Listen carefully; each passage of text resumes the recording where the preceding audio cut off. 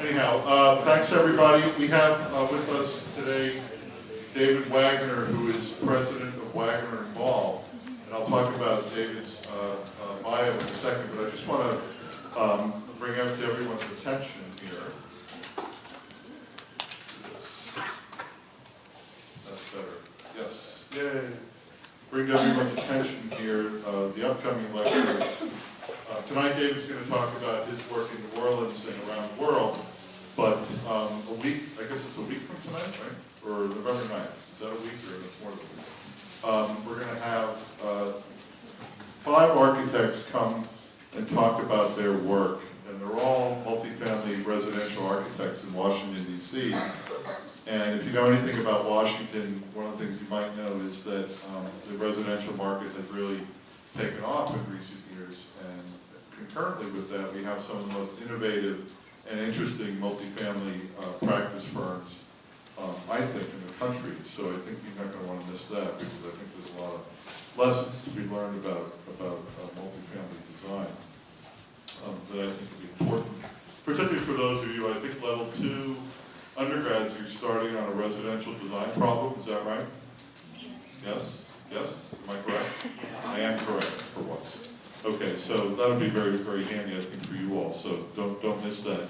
And plus, they're all representatives of firms that I think you might be interested in their work and potentially working with us sometime in the future. So don't miss that on the 9th. So okay, so tonight we have David Wagner, who's president of Wagner and Ball, and they're an award-winning, internationally active architecture and environmental practice in New Orleans.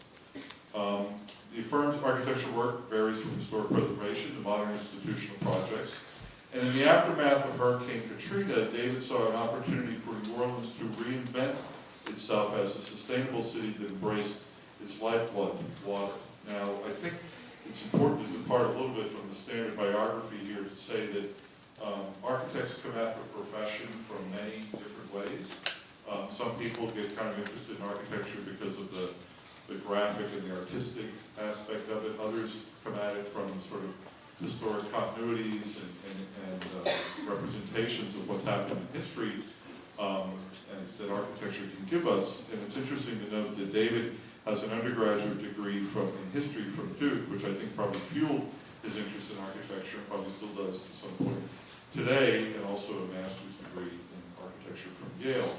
He's championed a procedure or a process in his firm that examines history, soils, biodiversity, infrastructure networks, and urban space, along with the forces of water, which, as we know, is really becoming an increasing concern with climate change.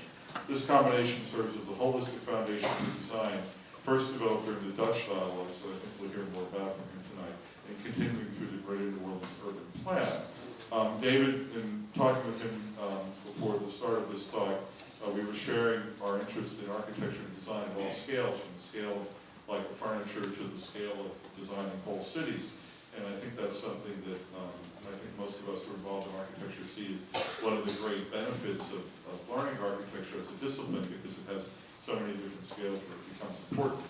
And finally, to say, before I turn it over to David here, we just recently learned that the profession in the state of Louisiana has awarded him a very nice honor, which is the Medal of Honor from the state of Louisiana for his contributions to the profession, which is a very significant professional achievement, one of which I'm sure he and his partners and folks in his firm are very proud. So please join me in welcoming David Wagner.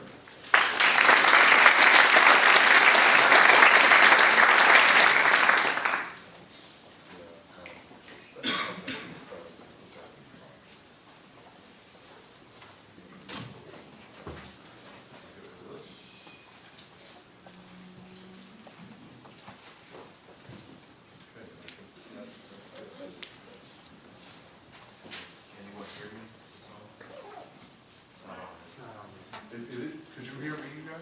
Yeah. Through the microphone? Yes. The mic was working? Yes. So, is there a volume thing on this?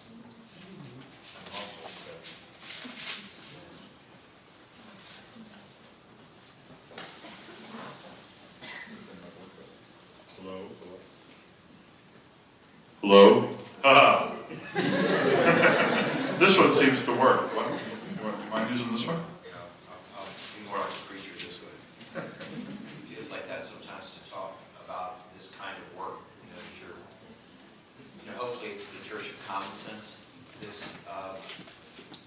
litany of things that we talk about.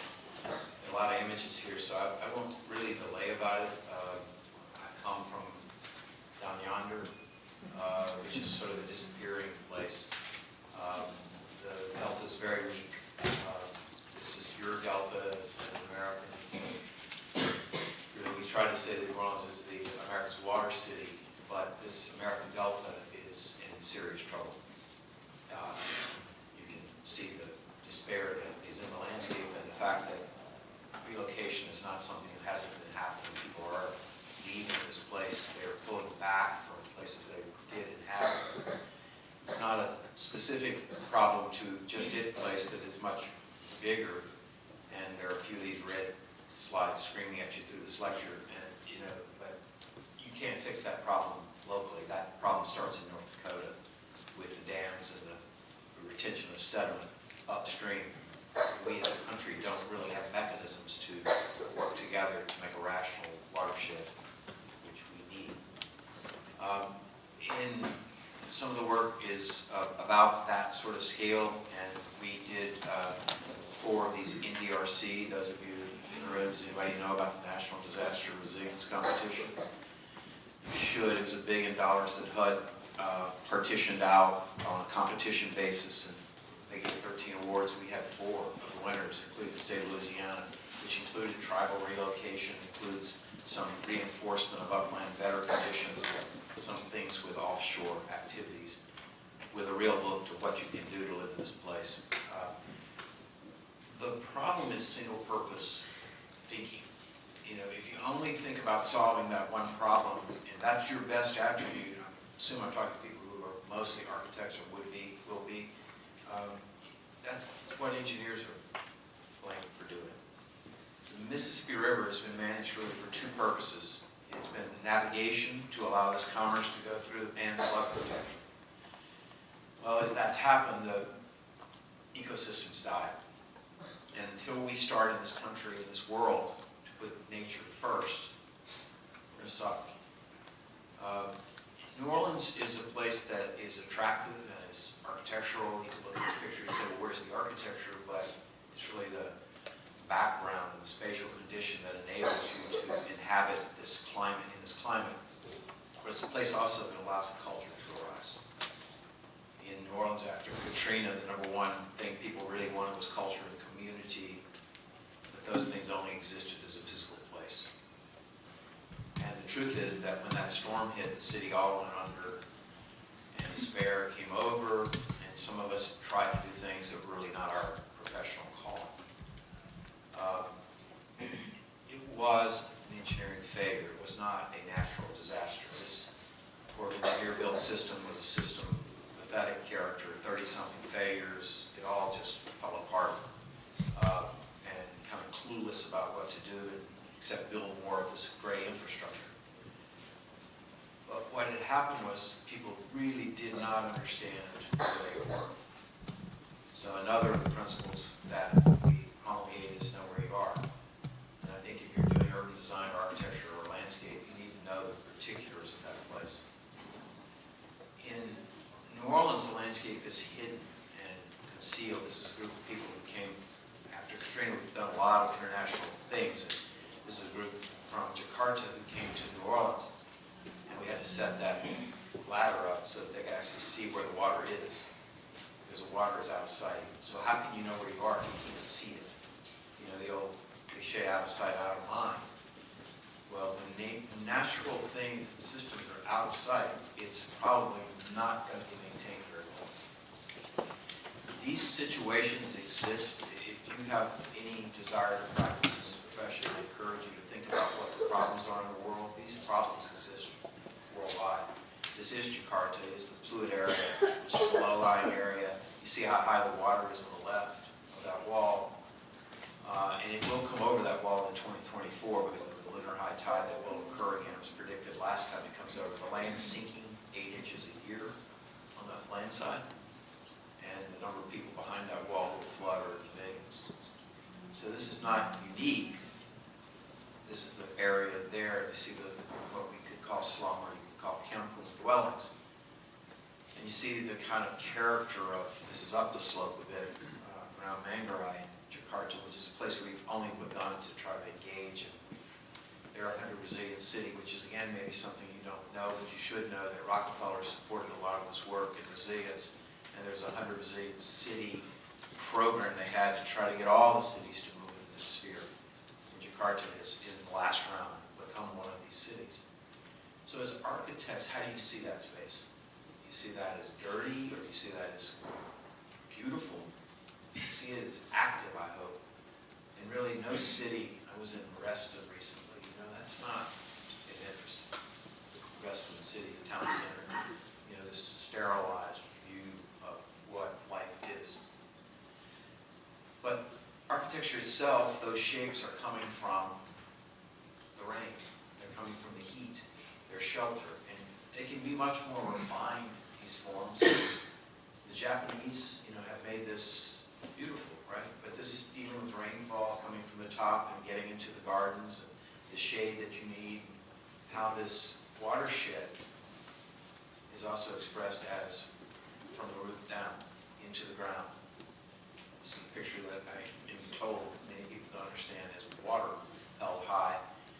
And I would just tell you that the potential of water upland is much higher than downland, where you really can't do much with it once you don't have gravity on your side.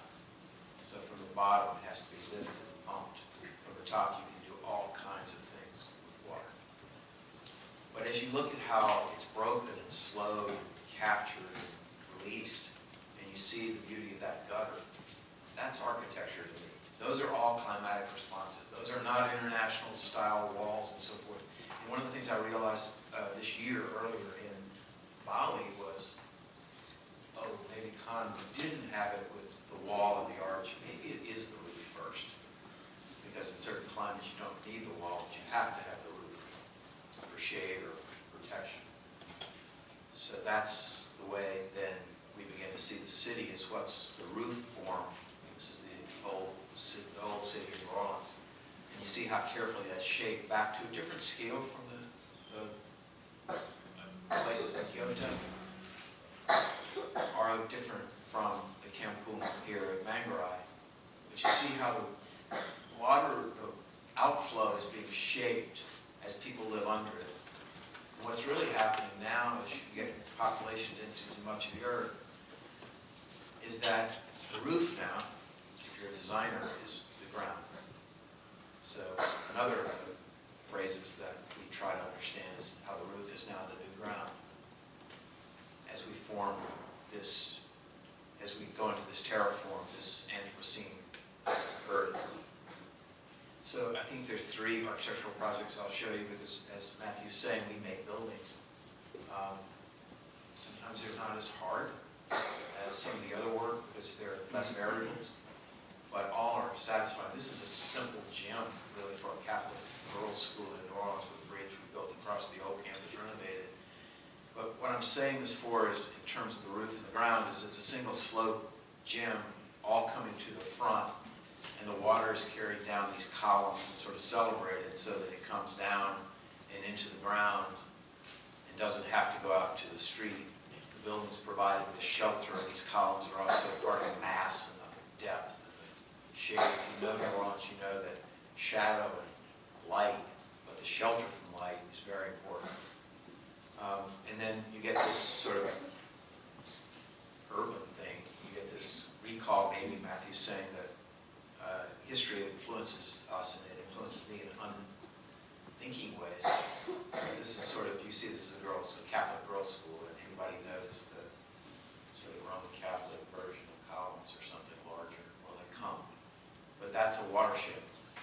Another building is just being finished is for the Greater New Orleans Foundation. This is on a circle that's been known as Lee Circle for about, I don't know, since 1880s or something in New Orleans. 1885 it became that, I think, or Tivoli. But anyway, for over 100 years it's been Lee Circle, and now it's got to be the unnamed circle because the general is coming off the column at some point. So on this circle here, there's a building. You see the progression, you see the little red line. That's where the new building is, but it was a gas station, so this is an urban improvement. And we could talk about the architecture of that and the forms and the finishes and what the program is and all that, but what I'm trying to say here is that it's also water management. Okay? This This is the site, and we're able on this site to hold 7 inches of rainfall, which is significant, but it has a cistern underneath the plaza. It slows the water coming off the roof. It has a cistern underneath the plaza, and the parking lot has about 30 inches of impervious material underneath it. So it's a series of catch and release strategies that come down, and as the water comes out of this plaza, this work is not done solely by architects, it's done with landscape architects, and of course we're always working with engineers, but the architect has the role of orchestrating. And as you see the way it comes in the gardens really on the left, you see the monument on the right. Those of you who've been to New Orleans would find this place inadvertently. The circle is pretty, it's the terminus of St. Charles. And you know, this is the building almost finished as you come around. The drain, that's the storm drain, most times when I was practicing early, we tried to get every bit of the utilities 5 feet outside the building line. That was kind of our limit of what we were responsible for. Well, that doesn't really work because the water's got to go somewhere, the utilities have to come from somewhere, and you don't think about the influence of your project beyond 5 feet. You haven't even captured what the development benefit or anything is. So that thinking is completely flawed, the way we were trained in my time. But if you go and try to drain this into the street here, we have an 8-inch storm drain. I told you we can hold 7 inches of water, but 8-inch storm drain is nothing, and all the rest of the city's competing for it. And if you know New Orleans, Mardi Gras occurs.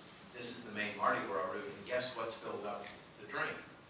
So I got an 8-inch pipe full of Mardi Gras beads, and you might as well hold the water where it is because it isn't going in. Which gets to be a better strategy because releasing fresh water is not really a good thing when fresh water is of prime value to life on Earth and in the universe. So that's that building, completing Lee Circle, almost finished. Another project, and I think the last of the architecture in here is a project in Beijing on the 3rd Ring Road, and you see the old trees that we're working with. And so back to the roof as the new ground. It's a strategy really that has to do with that, where you can walk up the roof and the roof goes around. In the end of the day, the client didn't make it all green roof, but it was conceived as that. And in fact, it has a sub-basement and a basement underneath it, so even the ground is a roof in this case. So everything you see here, except for where the old trees are, is in fact a roof. So the ground is put back as if it's a roof. And if you deal with a hyper-urban condition, a place like Beijing, this early childhood center is pretty uniquely situated within the city. I could talk about how the school is conceived and how it works in the city within a city, and you know, these kids can go from the basement gym up to the 3rd floor terrace and go in. So they have different routes through the building, through their city and all that, and the cultural aspect of design with tea houses between classrooms and so forth. But again, it's how do you fit these buildings in cities so that they do natural functions as well as urban functions, as well as educational functions, because you can't do one thing. Nobody can, you really have to, I mean, if you can only wear a tuxedo once every 5 years, it's probably very expensive. We're building too much infrastructure that only has one benefit. Too many buildings that don't have more to recommend them than one thing. What's the social benefit of this school? So, moving away from that scale for a while. Really, maybe for the rest of it, almost. This was a map in the New York Times, and I don't know when this year, I don't see the date on there, but this is the way they said, well, let's conceive America. The new America is not about states. It's about really the way these regions work. And this is a good map, and it pointed out, by the way, that Louisiana is the linchpin of that Gulf Coast region between Texas and Florida, but it underperforms, which is absolutely true. Louisiana does not do its part to carry the commerce of America. But you see that, and you see how it's organized, and what that ignores is really everything about water. So that's the way the mega region is set up that way, but it doesn't pay attention to the watershed. So the water is at the ocean, but the water is upland too. And if you only strategize to organize this thing around the perimeters, then how are you going to deal with North Dakota if you live in Louisiana and you have a dying delta? How are you going to deal with the Missouri River? So thinking only in urban terms and not in natural system terms will only get you so far. We got in this trouble because man gave priority to himself, or woman to herself. isn't it about time we started looking at the way the Earth functions without us? Because maybe the Earth would like that better. And you see what we've done, right? This is Houston. They've had 2 major floods. This was 2015 Memorial Day. They had another one in 2016. So people like us become of some interest to them. But it's common sense again, right? If you pave the Earth, it will get hot. If you pave the Earth, the water will run off more quickly.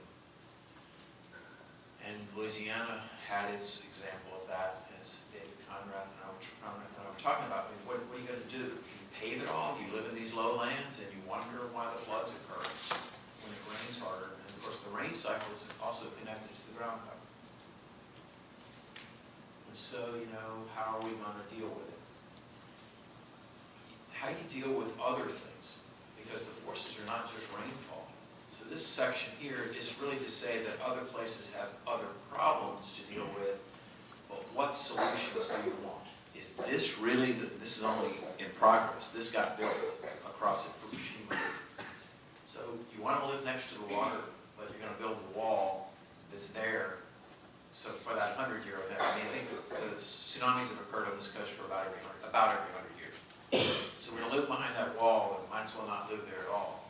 You'll see more of that in New Orleans in a minute. So what's your choice? What's your value? How much risk are you willing to take? If you want to do these things in a more comprehensive way, you need to have a different value system. I told you that the system in Louisiana was there for flood protection and navigation. So is the Thames Barrier in London. But the third value add, when they put this out, was beauty. Pretty basic value. But when you say beauty, you start to get a deeper connection. And in fact, what the British did here was they found Helwan off the coast of Ipswich, or they had found, and somebody modeled it on cultural antecedent. So going back and getting that makes it much easier for people to do what they have to do on any flood protection structure, or any infrastructure, or any building you build, which is reinvest. If people don't like it, don't expect them to keep it up. In the Dutch case, this is Rotterdam, it's the way that the dike, now the second line of defense, is built into the city itself.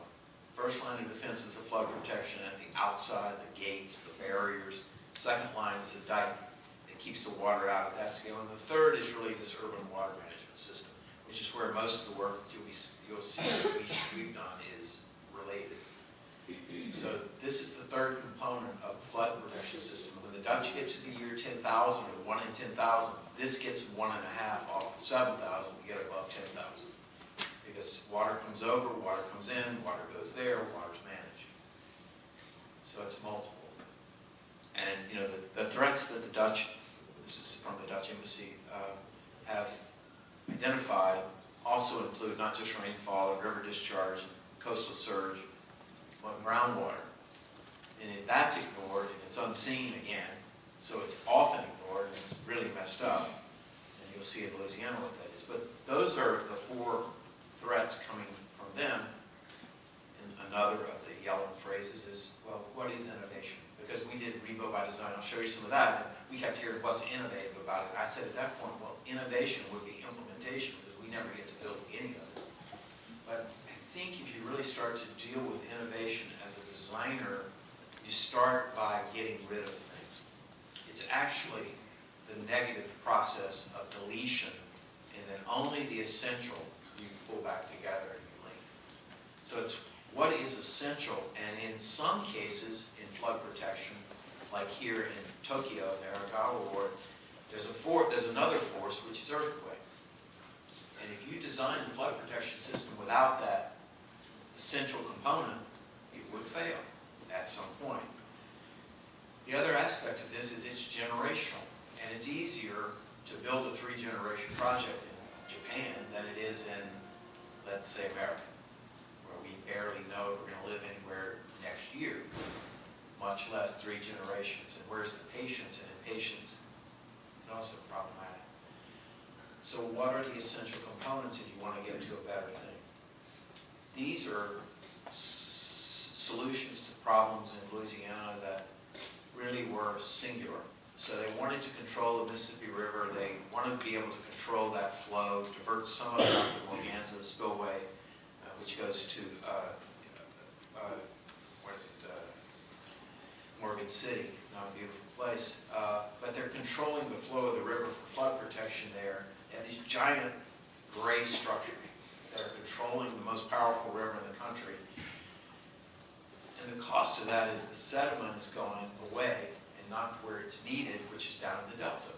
So you have a solution that only solves part of the problem, and the part it doesn't solve is killing the delta.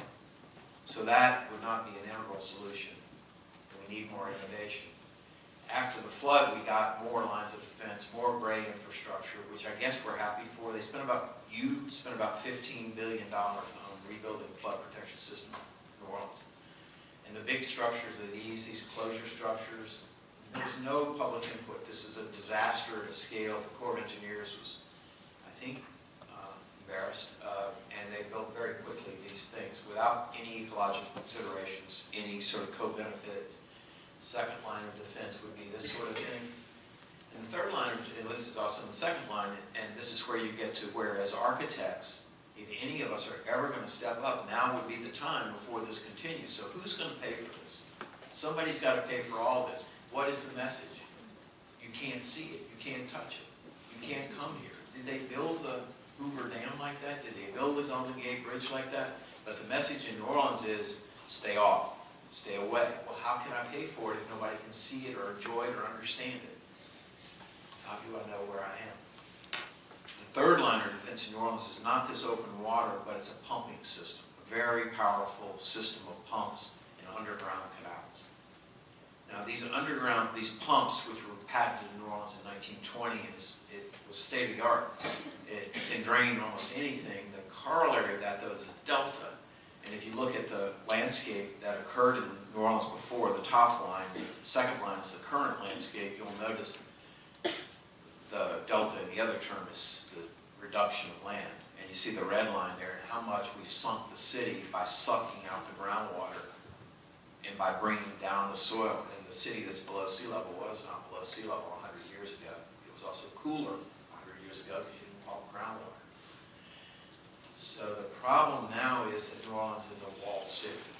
It is the sort of island of New Orleans that Thomas Jefferson bought in 1803, and it's now living behind a wall in what is a terminal condition. It can be sustained only through reinvestment. It's safer than Miami in the long run, probably a better investment, though the markets are not saying that in the current decade. Our work in this plan in this way really started out of just abject need and no one doing what was obvious in architecture. Typically, if you're working on projects, you have to fill the gap. And if nobody's doing it and it needs to be done and you have the capacity to do it, you step in to try. So our small firm stepped into this with the Dutch Embassy here and the American Planning Association and did this process that became known as Dutch Dialogues, that we call Dutch Dialogues. And we did analysis of the differences between the Netherlands and Louisiana, and very different. They don't have flood insurance. It's a nationalized thing. They do it together. We don't do this together. This is the land of the individual. They also don't have the storm threat that we have. They don't have the problems that we have. Their design metric is not as difficult as our design metric. It doesn't rain as hard, the storms aren't as hard enough, they do a better job. So we came up with this process that we really do use. It's demanding of hardcore workshops for about 3 days. And that was our senator at that point who we were able to bring in. And we looked at this thing. These are drawings made during workshops and over 3 days at different times. And we tried to say these different lines of defense and then looking at all the, as Matthew referred, all the different scales, but these are all in urban terms. We did different scale problems. So we looked at the scale of the region and tried to give identity, different identity to the different parts. We tried to say, what are the principles? This Gentilly thing will come back in this lecture toward the end, and what it is an area of the city that's low-lying, underpopulated, and we looked at, and so it's really a polar landscape without water, so you add water, you circulate water with those mosquitoes, and then you create identity. So those diagrams, I think, are very important. Matthew was saying that many of you don't make diagrams. If you can't diagram it, you can't tell the story. If you can't tell the story to somebody very quickly, and I'll go back, this is it. Add water, move water, create identity through water. And really, you have to be pretty simple. We won't go off into the federal election right now. The simple minds seem to convey the most information. I've got one. But the plan then has to aggregate into an urban form, because those diagrams aren't built. You have to find physical spaces in which to do these things. And you have to do the math. So those of you in school are still being asked to do calculations. Don't stop doing calculations. You need to know how much water you have to store beyond what you can pump, because that would be your flood. And you can figure this out in a fairly simple spreadsheet thing and represent it. You also need advice, though, from people who know more than you do. And one of the most important figures in this last 10 years is a hydrogeologist, a friend of mine from Del Taurus, who made these sort of childlike drawings about why the streets fall apart in New Orleans, because we don't balance groundwater. Those of you who've been to New Orleans know we have the worst streets. Well, we're sucking the groundwater down, and then it rains, and they come back up, and everything's falling apart. But we also have these residual urban opportunities, and waterfront redevelopment is a basic, and we don't utilize the water that surrounds us in New Orleans. But also these urban wastelands, these places that are abandoned. What can you do to insert things within them? The challenge in America is often homes, and can you get the public sector to work? So there are many complications in doing this, but if you can't visualize it, then it's not about to happen. I say this because I'm here in school, and one of the things that in long processes like this are helpful is when universities get involved. And we had a multi-year, 3 or 4 year process with the University of Toronto, WashU, and St. Louis that they called Gutter to Gulf, which was a joint research project. And because academia can repeat itself, we were able, Jane Wolfe at Toronto did with her students this very beautiful taxonomy of the water system of New Orleans. And the authorities don't do this kind of work, but the academy can. So the academy actually has a vital place in this longer term thinking that has to happen in cities. It also has the ability to repeat itself year after year. One drawing is made by the first year, and the second year, the underground information is improved. And so you can come back. So other places, we'll come back to New Orleans, that we work. So Norfolk, Virginia is a place that we've worked. It's a place we did a Dutch dialogue. It's a strange city because it's 40+% military. It's the largest naval installation in the world, and it is at risk in a big way. We worked on a Dutch dialogue there. The only other that we really put everything in, and we had some semi-conferences before. This was a 3-day thing. The problem in Norfolk's different from New Orleans because it's just choking on its own part of phlegm. The water can't get out. The tide's up. The water can't get out. So it's just drowning inside itself, and it doesn't have a simple coastline, as I'll show you. But you see the architecture becomes tragic as it's swallowed. This is a place called Ghent and The Hague. You know, all these references to Belgium and Holland that were there, but the city sinks and the sea rises, it's just drowning.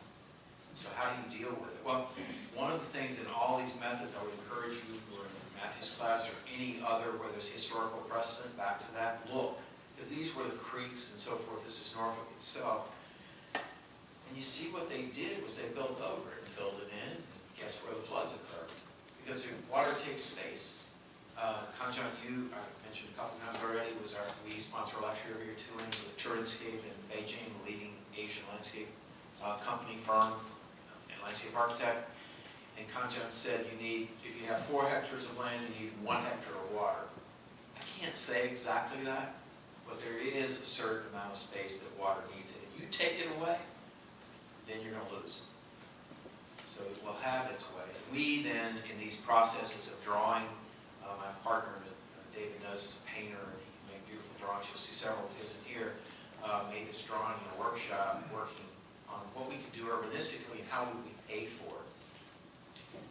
We're continuing here because Norfolk got $120 National Disaster Resilience Competition, and HUD gave it for this one neighborhood that we're looking at, trying to look at what the urban opportunities are in addition to the water solution. Because you can't say that, well, multi-purpose solutions are what you should have, and go about it and only try to do one thing, solve the flood. You have to look at urban redevelopment, quality of life, and other things. And you see the components here, and then you see it on a watershed basis, how this plays out with the different things that we're going to be looking at to try to identify where we can maximize these opportunities for Norfolk for redevelopment. And you see how people here in that neighborhood, it's a fairly, it's a middle class, lower middle class neighborhood with some public housing, but they knew the water comes in. Now, the truth is that a raised landform like that displaces water and causes flooding somewhere else. So whether you fill in a floodplain or not would be another discussion for another night. This is a creek in another place we work in Hampton across the way, and it's basically, if you look at the way America sees these drainage places, these creeks, they see them as backyard. And all we're trying to say is here, use it as your front, for goodness sake. This is a best opportunity you've got. Look at nature and live in the city with it by reorienting. And I just put this in here, it's Fort Monroe, which is really the guardian of this place. You know, this is the guardian of the Chesapeake. They built this a long time ago to protect the capital. And you know, how many people even know about Fort Monroe? Anybody even know about Fort Monroe? Jefferson Davis. Jefferson Davis, but if you were, Prison. Prison, right, that's a good place. Sorry, I don't mean to be too editorial, but, you know, it's a place also, if you were a slave and you got here, you could be free. And it's going underwater. So another place we work that has a degree of slavery involved is Bridgeport in Connecticut. We got involved in this with Rebuild by Design, and we stayed there. We're working there. Bridgeport's one of those cities that's kind of not loved, and places we like a lot because you know everybody loves Seattle maybe, but Bridgeport is beautiful, great place with a great industrial history, but in decline. And you see it's vital to the Northeast Corridor. It's also the place where the ferry connects to Long Island. If you ever tried to drive around to Long Island, it is brutal. The problem is the ferry's not a very good connection either, but at least you get a better way. And you see the context there. But you also see that if you think about watershed-based planning on this, and you understand, I've already talked to you a little bit about geology, or hydrogeology. You look at the watersheds that are in this coast, there's a lot that's replicable about Bridgeport. So as Connecticut and its NDRC starts to look at what's unique, they also can see what's replicable or typological. And you have the upland condition, the urban and the coastal condition. You have a very different geology. This is a bunch of continents bashed together to make Connecticut. So one of the, remember, know where you are, you need to understand the geology. You know, for decades I studied soils reports with about as much interest as, you know, how many piles do we have to have. Soils reports are really, really interesting and can be indicators of things you want to know as an architect. The building does not sit on the ground only, it's into the ground. But then there are these historical layers you look at in Bridgeport. I would tell you with some happiness that the native people generally knew the best places to build. And they built the first lines, or usually the best lines for trade. But I'll also tell you that as a man whose father was on the Ways and Means Committee in the city, that taxes are necessary. You have to have them, and in places like Bridgeport that are constrained by land, they only have 16 square miles, and if you can read that map, it's not the best we've ever made, but how much of it is in the floodplain that's in the tax rolls? They really can't afford to lose that much. And the citizen in Bridgeport is already suffering. So what does this have to do with architecture? It has everything to do with architecture. It's how are you going to pay for any of it? If you can't pay for it, it's not going to work. So if you don't start thinking about the essential aspect of how the client's going to pay for not only building but maintaining it, but look at the burden here. So you've got the highest cost in the country to live in the city, which has very few services. Is it flood risk with some historical things? Sandy didn't really do that much to it, the current worst case, but 2 meters is the projection by 2100, and people tell me that's about right. 2 meters is what you can project sea level to rise by 2100. You see what can happen.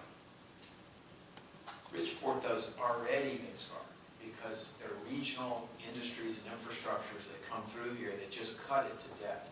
The 95 corridor, the train corridor, regional power production, all coming through here. And what do you get when you come to Bridgeport? I mean, how is this a marketable condition? Welcome. You want to go through that? Now, my friends, the Dutch, who wag their finger at me and say, well, why don't you do it the way we do it? Well, that'd be nice. But you know, they took their North Sea oil and invested it in the train stations in their cities. That would be good. I'd like Louisiana to have some of the oil revenue that it's produced, but it isn't the way American capitalism works. So Rotterdam now has a beautiful entry point, and so does Delft. But that's a national investment strategy. And so you need to understand where the money comes from and where it goes. We try to say Bridgeport can have a new train station because it doesn't really have a lot of activity downtown. It's got some nice buildings there, and this is really not so hard a redevelopment project, or NAR as it says strange. This is our little office and storefront that we have at Bridgeport for the project. And you can see you can't really beat this a block from the train station. This is not a hard sell. It's not a place you guys wouldn't enjoy sometime. It needs a bridge. It's destroyed. It needs some other things. But it also needs, everywhere needs to understand that if you cover water up, so this is a shopping center that's built on top of a watershed. And you see where the repetitive loss is, the red dots are the repetitive loss, and you see what happens to the river. Well, the water's going to come up. Remember, you fill in the water, you cover over the water, you flood. We can do something if you can ever deal with property interests. So how do you take the fact that these individual landowners make them shareholders? The Dutch were good at that. They invented the stock. We better get good. Your generation better get good at pooling some interest, because these problems are going to become, and the opportunities are for benefit. Again, the water above is valuable, and our talk, my approach is living with water, right? This is our phrase. And you don't want to move from the eggs. This is where the oysters are. This New England Patriots fan, I'm sure, is, you know, he's really happy to tell me he made $1.6 million on that dock with his oyster catch the year before. So how do you increase the value of the edge? How do you improve the city from the water edge up, or from the inside out, whatever, outside in?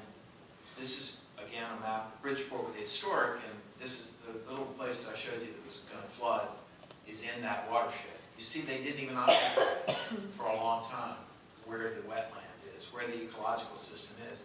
And so in our work, we also look at the ecological system. We actually try, difficult because we're human, to put nature first. So instead of putting architecture first, we try to put nature first. And if you look at that and how that all works, and you actually try to understand what's happening with species and migration patterns, because these species are migrating too. If you build a hard structure, they have nowhere to go except die. So all, you know, the things will move in from the salt side, but where in that underground is a salt species? And where do you know those landscape architects who are in this room understand that they're different salt tolerant species? And then you try to look at the long-term condition of a city like this diagram we made that tries to say, well, you need dry egress, but the flood's going to come in, and where are you going to reinforce the edge of this city? And you know, this is a nice drawing that was actually made by our client. The great success you have as an architect is when the client is part of your design team. And it's a talented client who can make this drawing to say, here are our strategies for Bridgeport. We're going to have a green edge, and we'll have raised egress, and we'll have some perimeter surge protection. By the end of the day, we have to have development also to bring it all back down. And then, you know, what is it going to look like with the perimeter edge protection? How are we going to use raised streets as part of that, which is part of the NDR grant, because we also got some more money for Bridgeport from NDR to build some raised street and perimeter berm protection. So that's ongoing too. We start to look at this very small scale. We're working here with a firm called Arcadis, which is a big engineer, and Yale Urban Design Workshop, and trying to look at how this project area, this water train, works its way through, is we only have a little bit of money to program. Involving all the time the people and understanding how this is going to work, and those are those little cottages again, and how we're going to build this park, and how we're not going to spend all our money on the plumbing drain out of the bathtub. Because the first solution that'll guarantee getting rid of the water is going to be build a drain. What's going to be the co-benefit? Okay, we built more drainage, and how long does that work when sea level rises 2 feet? All these questions are interrelated. This work is much more complicated than buildings. This is not static analysis, it's dynamic. That fourth dimension, time, also this fifth of gravity with water coming down. People are messy, they're difficult. It takes almost as much time, it can take more time to do the community aspect of this as it takes to do the design aspect of this. So when you come into this field, you have to have some patience, or you have to have some appetite to work with people and try to explain things. You will gain, but it does require a certain amount of listening.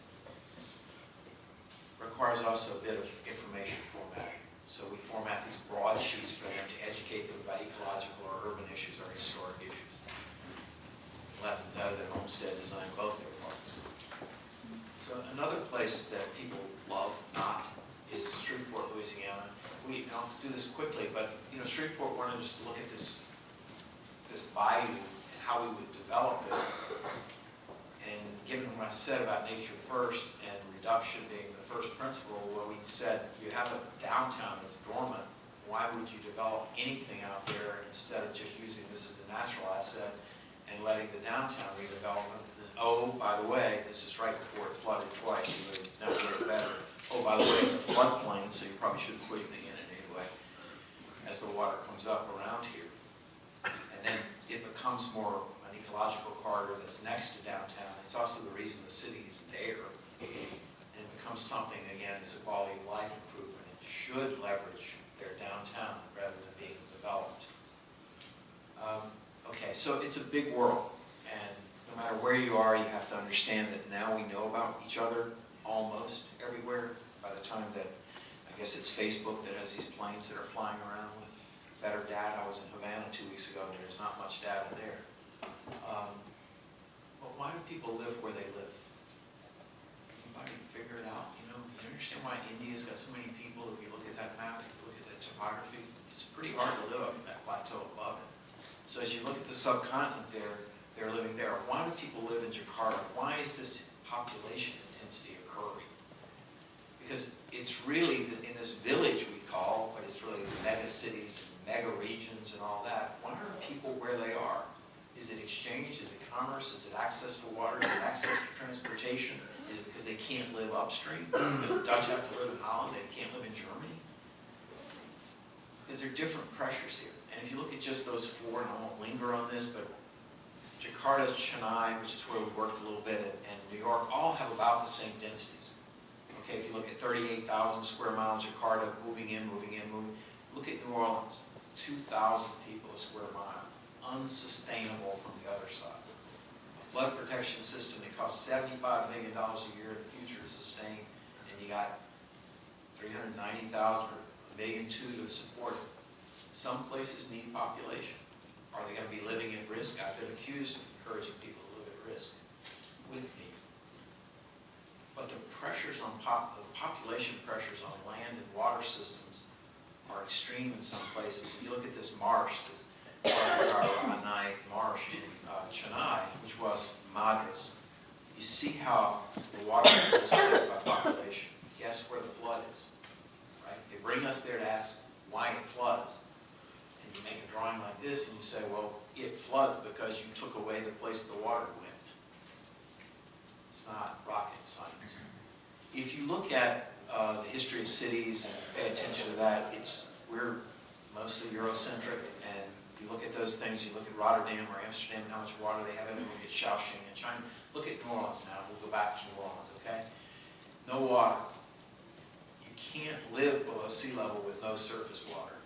And so we did this water plant, this Living with Water is the website if you want to look. It's formatted in a way that's directly printable, 8.5 by 11. It's not put out as a coffee table book.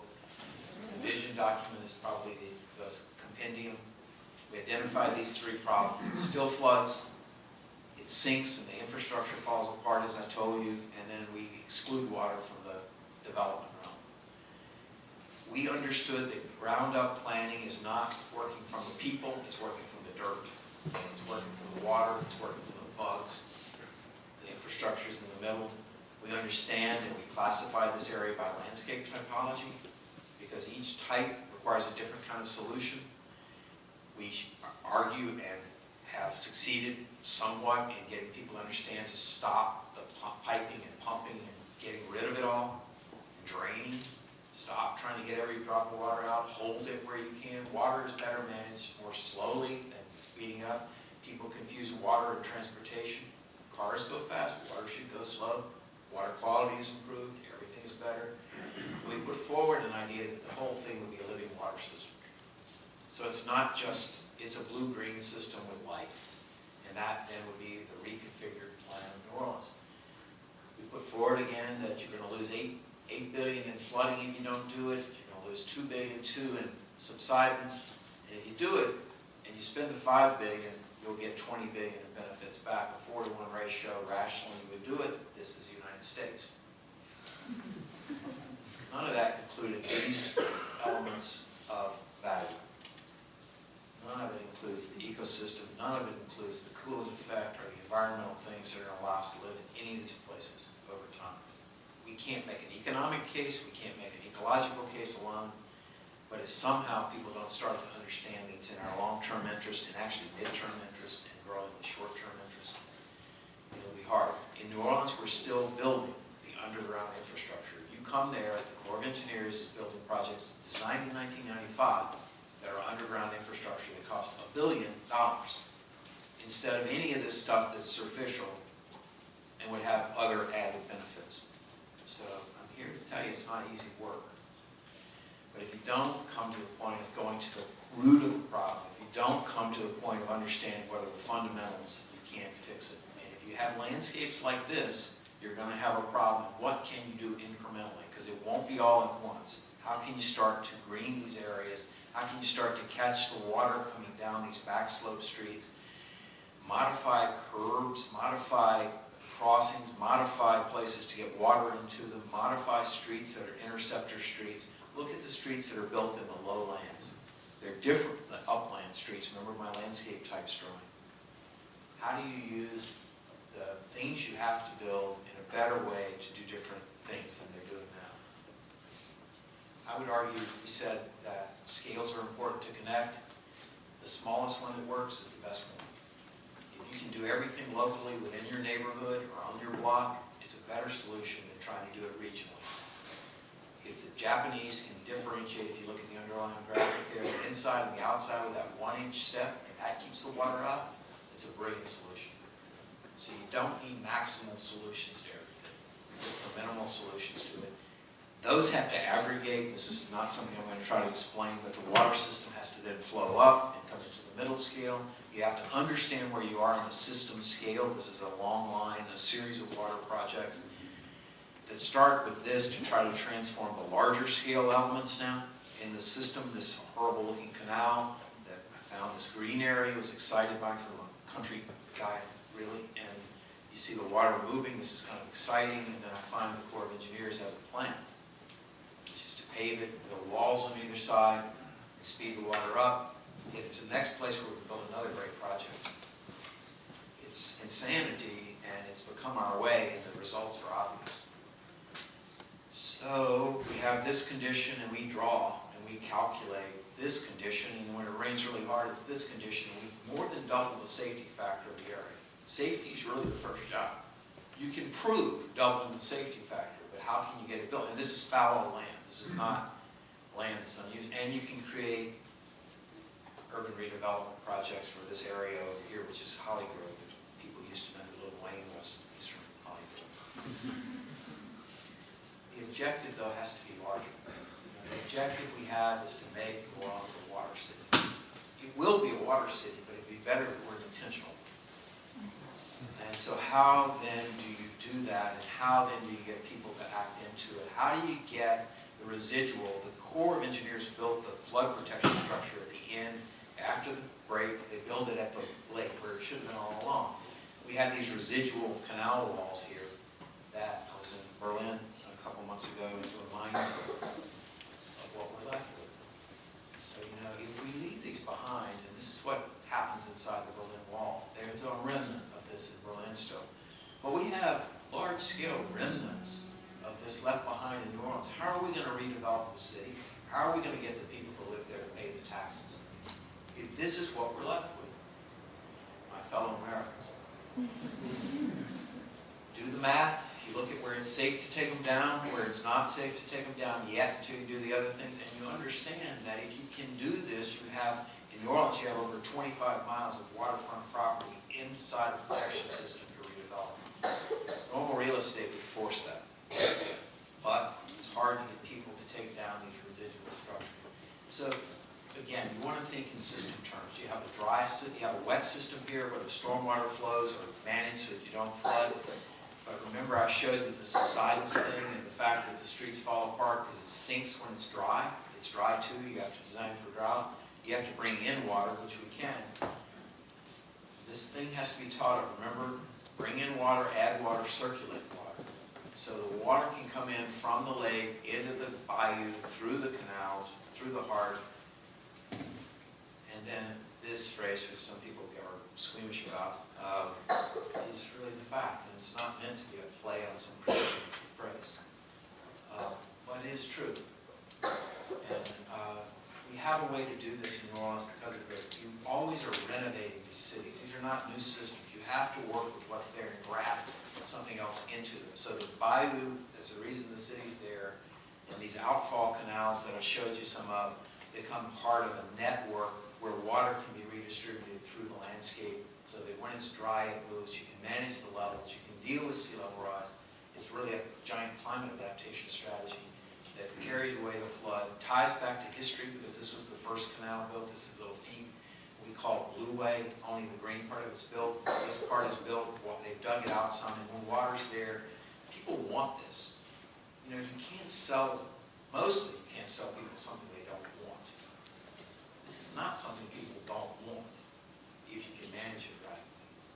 And then you create these structures, I think this was on the poster, that then are also floodways.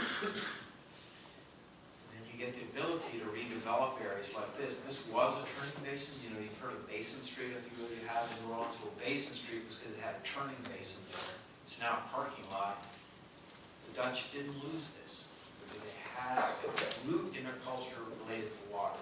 They understood the economic benefit. It's the developer who really wants this basin to be built back here at the back of the Aquarium, at the back of the port. So that's really the key to the water system, and really the focus of the regional plan is those kinds of elements. The NDRC application looked at Gentilly, which I showed you just a little bit about. We're almost through, or we're leaving for you.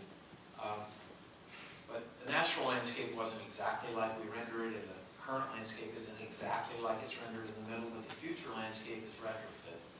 As I was saying, how do you use the grid now to put water back in it? The city got $140 million, second to New York City, which will always get more, out of NDR through this work, through this advocacy, to build part of this blue-green resilient district. The project I would put first, the city won't put first, but I think we can somehow do. I hope you don't have to do through crowdfunding anybody $1. But take down these walls.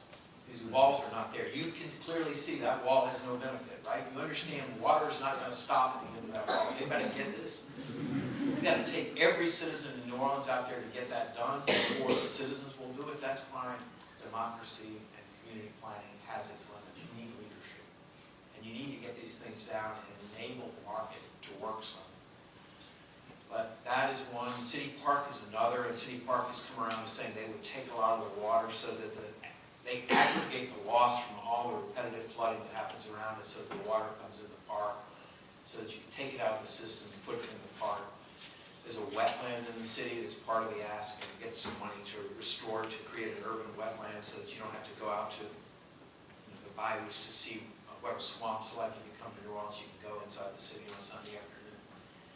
The biggest part of the story, the one we're actually designing now, which is quite complex because of the geology, is this project for the nuns, the congregation of St. Joseph. This is a project that they had 25 acres. They flooded. They started to rebuild. They were struck by lightning, and they said, maybe we shouldn't. And so they dedicated this land, this 25 acres, to this project. And what happens is by working here, you fix something elsewhere, because if you take all the water out of the system at this point, it doesn't flood elsewhere. Every time you reduce all the highway capacity, you know you've gone past a wreck on a highway and it's free again? This is what happens with water systems. They become free again if the water's pulled out of the system. So you can consecutively pull water out, the system when it works, and you don't have to keep amplifying the gray system. So this uses the landscape really to let the water into it, understanding, and we're trying really hard to understand these soils because of an anomaly with an old island that's underneath the city, and high, deep sands here, high, close to the surface. But we architects are trying to design parks. And we're trying to design a water system. And these are not as simple as statics and walls and windows. But then how does this work from the first rainfall and the first flush? How does it work with a 1 year and how much can be stored? Because the money that's paying for this is hazard reduction. And then how much water goes into it in a 10-year storm? And you see there, we can store 1.5 million cubic feet of water in one basin. And this is progressively overflowing. The water levels are very precisely, have to be very precisely set in these conditions because you want it moving, you're going to encounter groundwater at some point. And so the levels of water as they fall through this and aggregate into this park that's really then not only a water management park, but a redevelopment strategy for an area of the city that needs to be redeveloped. What would it be like? Precedent images are a really good part of your work. We want some of that. We want some of this. We want some of this. We want to remember how water moves and how it falls and how gravity works. And we want people to understand this. So this is an educational component, environmental education for the citizens. We'll never build a bridge this good, I don't think. And this has been being worked on for several hundred years in Kyoto. But why can't we make the infrastructure we have to have look like something? Do you guys even look at the storm drains? Do you even look at the curb, at the handicap crossings? Why aren't they thought of in some way as a noble element? They're everywhere. Why are the buildings attached to the ground? Why are the buildings not raised above the ground? It would be a lot easier in floodplains if they weren't on the grade, slab on grade. I wish we're not allowed. Back into the street there, though, we're building some blue-green elements and putting water into the streets so that the city will have some canals again. This is the only place below sea level with no surface water. Well, we should get about fixing that. But you have to start. And so where do we have infrastructure? Remember I showed you the drawing before. Where can we put surface water? Where would we make an investment that in the medium term will allow us to have enough density to build transit? There's one line that makes the most sense, the longest, straightest line between the back of the quarter and the lakefront and the university. And how does that aggregate into this blue-green thing? What did we do to reduce the flood? Because you have to go back and do the numbers and say, with these projects, I settle that much of my flood with those projects. To know any of that, to know what the soils are going to do, you got to know what the soils are, where the groundwater is, and you need a monitoring network. You can't measure, you can't know. You have to know. You have to have a database. And so we're going about with my friend who I told you about, the groundwater expert, about creating a monitoring network so we know what's happening with fluctuations with rainfall. We also know what's going on with the soils in the ground. I told you the soils always used to be relatively dull. Now they get pretty interesting. How much clay? What kind of clay? How much money? Which money? What's the benefit? HUD has a different methodology. You guys should really pay attention to benefit versus cost. As you go forward, it's going to be justified. You shouldn't pay for something that has more cost than benefit, unless it's a Friday night thing and you just decide you'll drink. So at the end here, I'm impatient. I want to get this done. But if you just run ahead and say, I'm going to build that, we already drew that, but you don't know it's the right thing to build, if you move too far in front of the crowd, you probably won't get where you need to be. My friend Kanjan was stunned by the fact that that day, Monday, in China, he had been called an eco-terrorist. And that this major newspaper was basically saying that he was an American spy trying to tear down the water structures of China. Well, how does that relate to impatience? What's happened in China is that the government is very strong and they order these activities. You know, Sponge City is his term. They're building Sponge City, right? But everybody's not educated to that. There's no force to maintain that. So you can move, I mean, we built in China, you built in China, you know, there's no construction industry to build it well. So you have to have a whole society to do this. You have to bring the people together to move into this natural movement. In New Orleans, input to design is how you're going to operate and maintain. You can't build this stuff now without an O&M plan. No responsible Catholic nun will let you build a building for her without considering the operation and maintenance of it. If you build a building at the University of Maryland, the cost of the building is probably about a third of the life cycle cost, design and construction. And if you spend less, it's going to be, it's worse, right? So you have to think about the long-term aspect of these things, including how the society is working.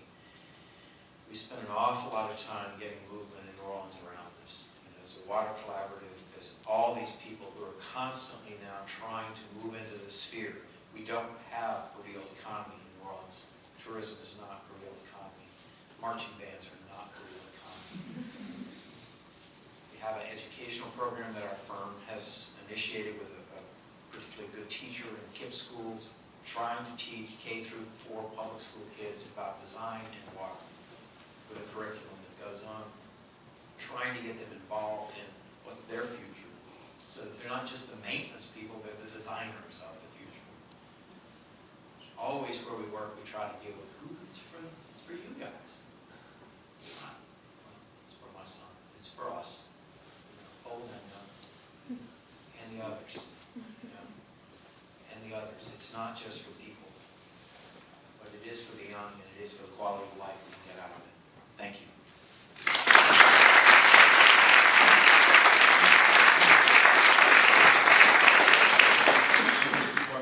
It's not too late. I think we're good. We have time for some questions.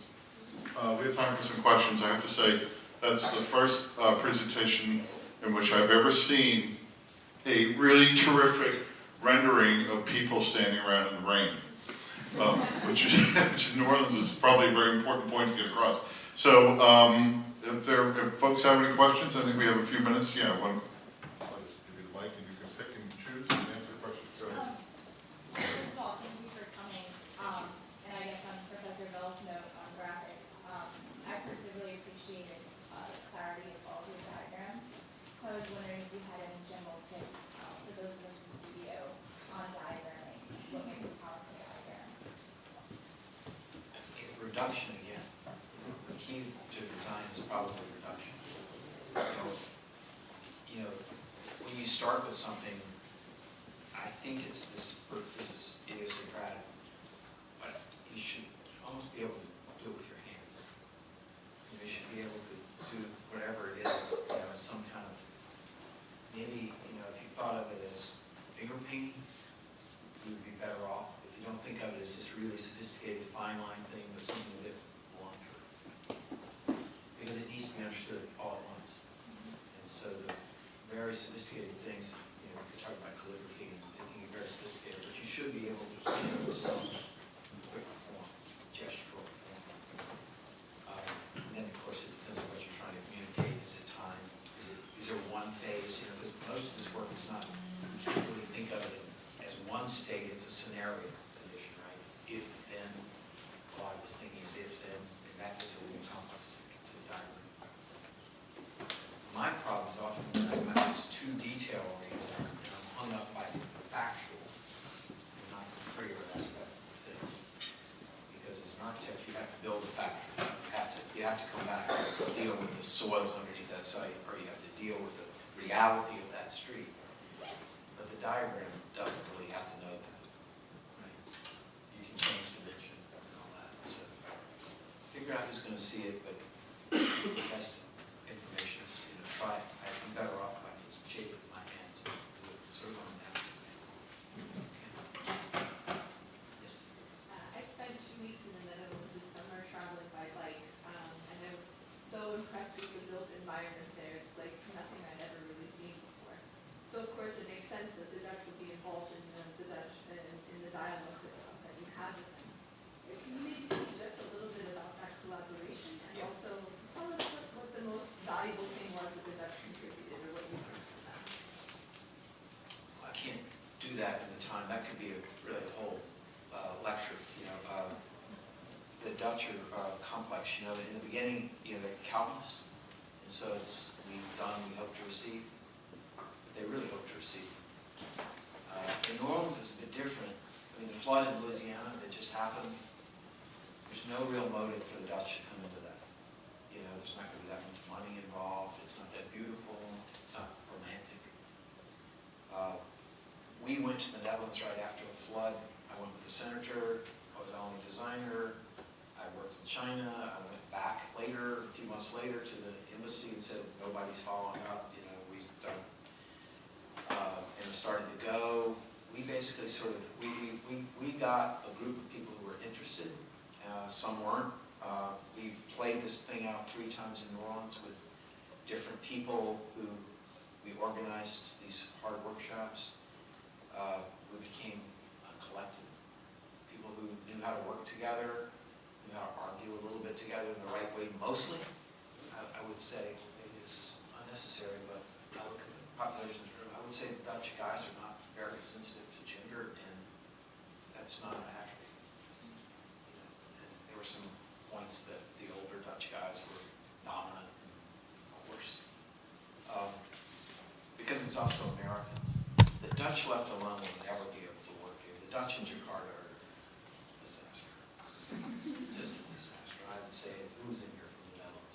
Anybody from New Zealand? Yes. Put your hand up. So in Jakarta, you understand what I mean, because it's too much. Everybody comes together. Right? And there's a history in Jakarta. So that gets to kind of what I wanted to say was, there were many times when I would go, because this was a lonely search. I was doing this out of pocket, insane, with never any sort of idea that you would succeed. It's just you don't have another idea. And I heard twice. I remember coming back into New Orleans, once on the airplane, once in the parking garage, midnight. Tired of what am I doing? And people said to me, what we needed the Dutch. So what you had was a complete failure of the American system, and what you had were the people there with an appetite and a kind of envy for the Dutch. And so you had the perfect market for it, and you had really people who could sensitize themselves to that. They didn't come together, they came together, but they worked with us. And it wasn't like just a group unbroken, it was part of the whole series of people who were working. We had the best people. We had the best urbanism professor at Delft. We had the city architect branch. We had the right guy from Rotterdam. Rotterdam and Amsterdam don't work together. They work together.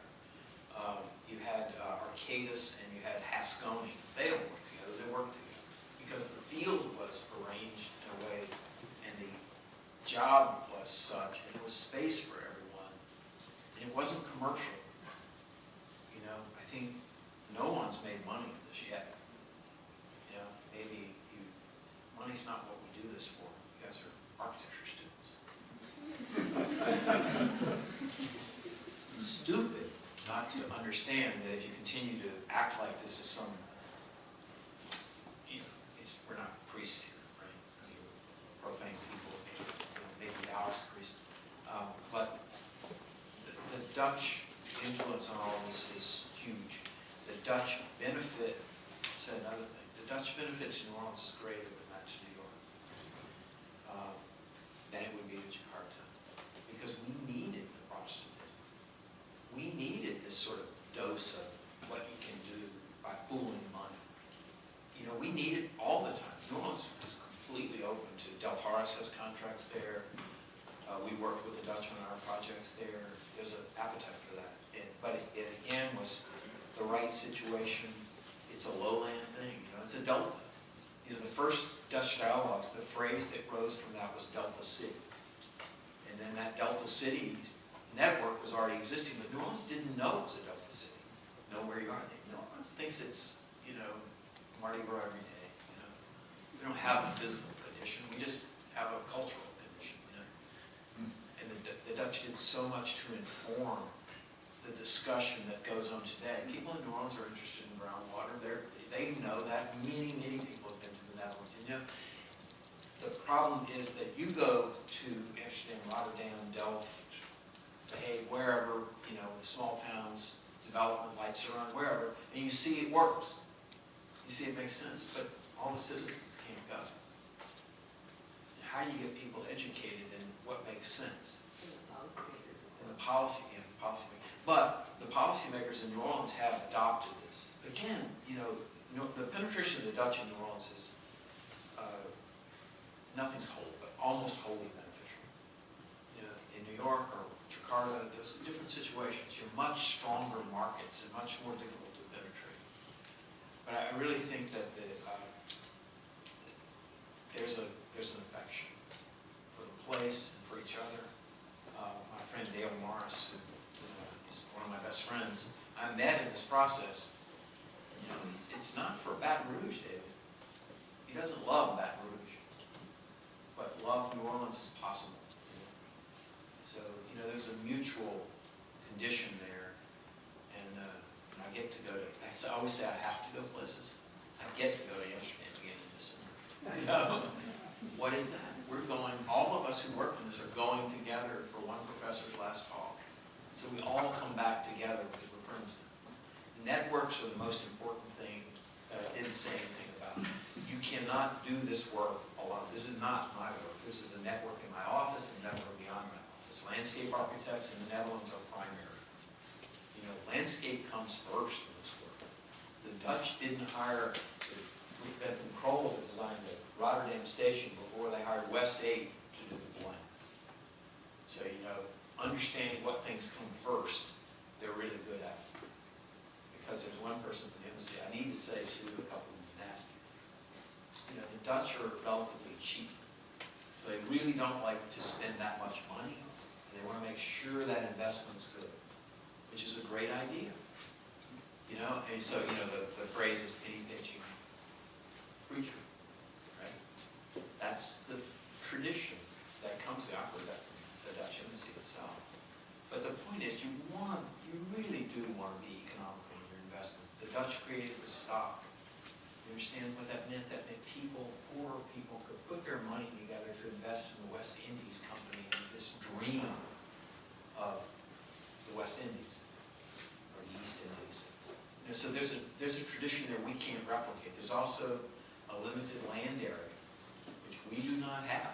We have Arizona, we have Nevada, we have Nebraska, we have all these vast lands. So, long answer, but I'm very enthusiastic about that cooperation, and it will continue. David, did you want to? Yeah, thank you for the presentation. You mentioned about policymakers. Has there been a broad-scale rezoning, looking at the densification and open space standards within the city? That some cities have done research. Yeah, there is, but it needs to be more complete. The problem is that the effort's there. In the leadership of the city, the effort's there. New Orleans has institutionalized a lot of this resilience stuff. New Orleans was one of the first resilient cities, and Rockefeller just used New Orleans as the example of institutionalizing resilience. So the CRO is now the CAO.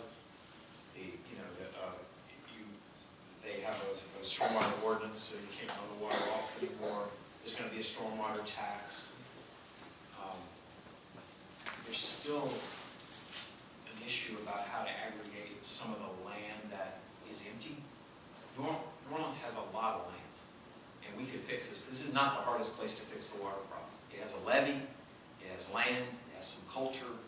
If you could attract maybe 3 of you to move down there, and you could replicate. That's how the Dutch populated Manhattan. Few people, few children, few people. And they held it till the English got too strong. Wall Street was against the English, not the Indians, right? But I mean, that's the way cities are built. It's population, it's youth that builds cities. Cities aren't built on people, 60 years old. They're built on people 25 years old, 22 years old. And so, I guess that's away from your answer, but the open space needs to be identified as first priority and organized in a way that makes sense. Probably time for one last question. Anybody has one? Yeah, right here. Go ahead. Well, it's I see that this is a enormous and natural crisis about water. Water is going to come in. And we can see it as a problem or as an entity. But how do you move toward that solution? Who or what is the key to embracing it or to take it? Good question. I mean,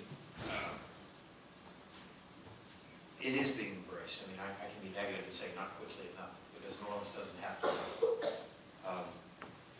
There, you saw the thing about Kanjan's work in China and how the hard engineers are attacking, right? Because they lose their industry. I like what you said about it's an identity, you know, and I think if people embrace that identity as a chance, you have problems to overcome. I mean, something like 65% of African American children can't swim. Well, it's hard to have a water city if you can't swim. It shouldn't just be people who go to Williams College who have to learn to swim, right? You know, it should be something everybody knows how to do. And so the identity means you have to get comfortable with that, and you have to learn to manage it. New Orleans, though, it has some possibilities if it understands it can make money. The lack of economic instinct is its threat. That's where the Dutch benefit is really right. You have to have an instinct to support your family. And you guys are architects. It should not be because you work 22 hours a day. Okay? That's not so smart. But if you can live at peace then and want to live like this, so it is being embraced by the population. You saw the sort of activist groups, and there are at least 2 groups that are, you know, I got emails from today about their activities that are for the rest of the month and the end of next month. And the city has to implement these things. Some of these issues are not just in the city. So the parish that's next to it is trying to implement and organize, and that's where leadership has to come into this thing. What I saw in this, maybe is the last comment, is that architects should be leaders, okay? Architect. I stepped into this thing maybe because my dad was a politician, I don't know. But it's not your job to wait in your drafting room until somebody calls you and brings you something. You know, there's something the society needs that you can do, and if you do that, then you might actually find a market sector out there. Societal needs create market, right? You understand, the society needs, I don't know, what do you want to say, baby formula? The market comes. The problem is that the time between the societal need and this environmental change and the market's too great. Nobody's been able to find quick ways to connect the money to the infrastructure and really the natural infrastructure. I think we use good infrastructure as a term. I think natural infrastructure is far better. But architects have to step into this. You can't wait and act like the fact that they're building a sidewalk isn't relevant to you. You know, I mean, why isn't that your work? You know, why is that the engineer who does that? Why don't you ever get those kind of, why aren't the streets yours? The social spaces, why aren't you designing those? So the leadership of the architect is really, do you understand there's a gap? Are you going to depend upon others to do it, or are you going to be the advocate for it? You have a voice, you have skills to diagram or draw. And so, do it, right? Thank you.